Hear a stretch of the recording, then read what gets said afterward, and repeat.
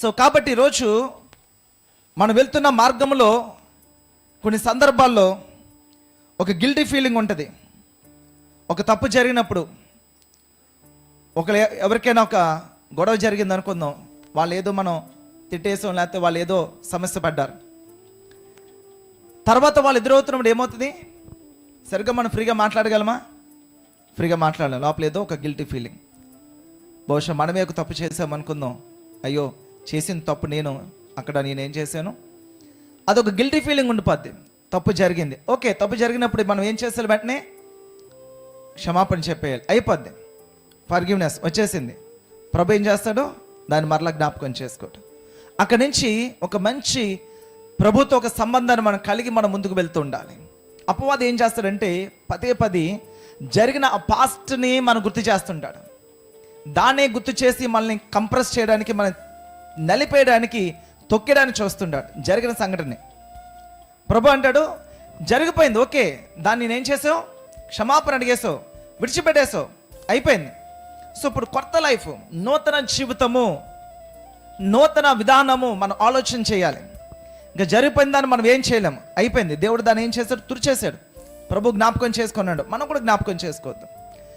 జరిగిపోయిన చెడు విషయాలు గుర్తు చేసేది అపవాది, జరిగిన మంచి విషయాలు గుర్తు చేసేది పరిశుద్ధాత్మ దేవుడు. మంచి విషయాలు, మంచి కార్యాలు, మంచి సాక్ష్యాలు అవి మనకేం చేస్తాయంటే మనం ముందు వెళుతున్న మార్గంలో నిరీక్షణ కలిగి చేస్తాయి.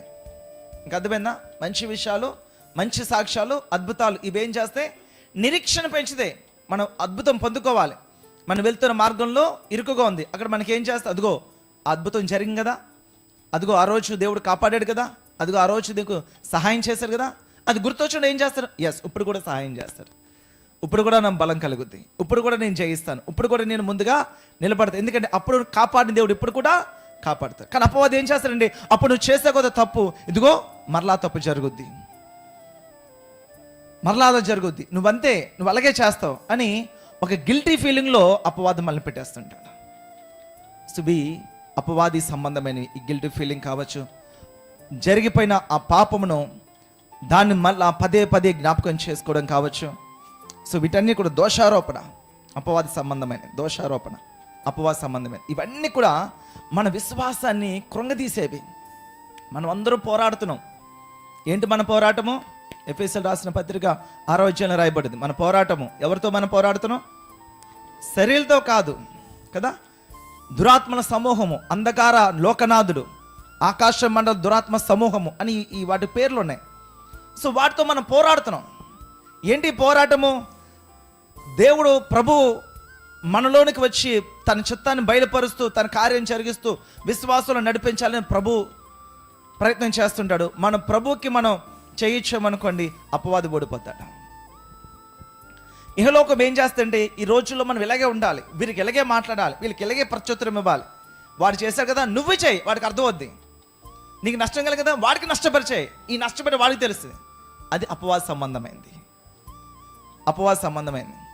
నిన్న మొన్న అనుకుంటా ఇదొక న్యూస్ చూస్తూ ఎక్కడో ఏదో జరిగింది. మొత్తం మీద ఒక యాంకర్ అడుగుతుంటే మీరేమి డిమాండ్ చేస్తున్నారు, మీకు ఏం కావాలి మీకు జరిగిన నష్టానికి అంటే వాడు కూడా అలాగే చేయాలి.